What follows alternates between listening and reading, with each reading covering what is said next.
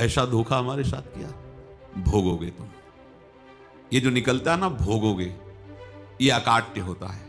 क्योंकि किसी का भी हृदय, मान लो किसी भी जीव जंतु को आप कष्ट दें और उसका हृदय आह भर जाए, तो वो आह वज्र की लिखत में भोगना पड़ेगा। वो आह किसी की ना लेना जिंदगी। कोई ऐसा कहा, कोई आह भर करके कह दिया तुम समर्थ हो, हम तो कुछ कर नहीं सकते, वो अंदर से दुखी, फिर तुम्हारी सामर्थ्य काम नहीं करेगी, मिट्टी में मिला देगी। ऐसा नहीं कि आप जो कर रहे हैं कोई देख नहीं रहा, कोई हिसाब किताब नहीं, जो कर रहे हैं अवश्य में भोक्तव्यम, बहुत सावधान।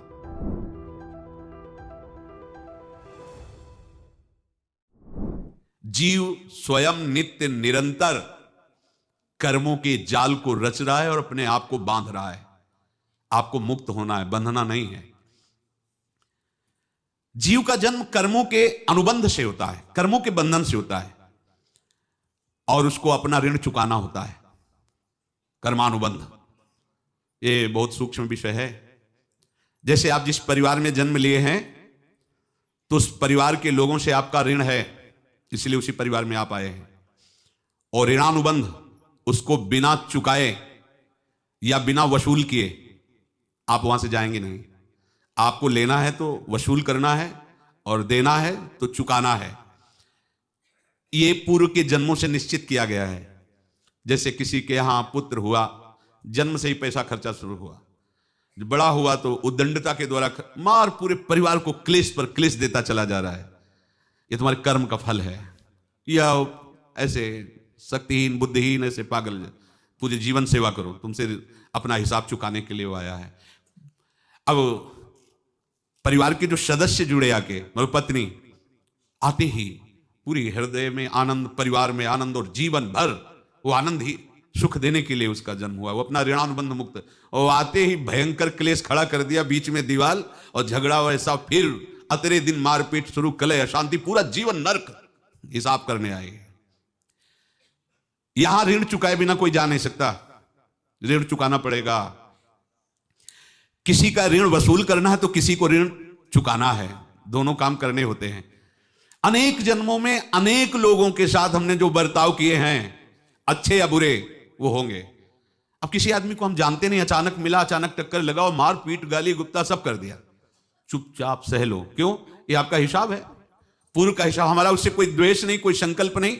अचानक घटना घटी और हमसे द्वेष करने लगा, हमें पीटने लगा, हमें गालियां दे, ये हिसाब है, चुपचाप सह जाओ। अपने घर का भाई ही भारी दुश्मन बन गया और क्लेश, हिसाब है।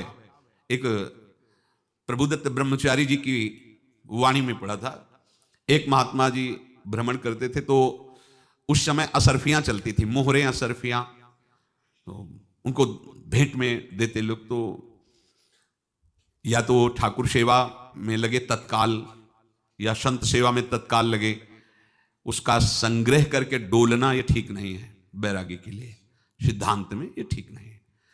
तो जब 2, 4, 6, 8 ऐसे मोहरे हुई, तो उन्होंने विचार किया कि और भ्रमण करके जब काफी मोहरे हो जाएंगी, तो प्रयागराज में जब कुंभ पड़ता है, एक बार पूरे सब अखाड़े के संतों को, अलग अलग संप्रदाय सब संतों को बुलाएंगे और सबको पवाएंगे। अब साधु है तो यही विचार करेगा, और क्या विचार करेगा। तो उन्होंने एक ऐसे डंडा बनवाया, बेंत, जो ऊपर से चूड़ीदार और भीतर पोला, और मोहरे उसमें डालते गए। और भ्रमण, जहां जहां श्रद्धालु भगत थे सबके यहां जाना, और इच्छा रखना कि एक मोहर तो दे दे दक्षिणा में। कामना कोई भी हो वो बांधती ही है, ध्यान रखना। इसीलिए प्रभु जो चाहे वो करे, अपनी चाह नहीं रखनी चाहिए, अपनी चाह प्रभु की चाह में मिला देनी चाहिए। धीरे धीरे वो छड़ी भर गई। भ्रमण करने वाले महात्मा चूड़ी लगाई, इंतजार करते रहे। जब प्रयाग का कुंभ पड़ा तो चले। तो रास्ते में एक गांव में पूछा जाता है, जैसे कहीं रुको कि कोई श्रद्धालु ऐसा है जो संत सेवी है। तो कुछ लोगों ने बताया, हाँ एक परिवार है।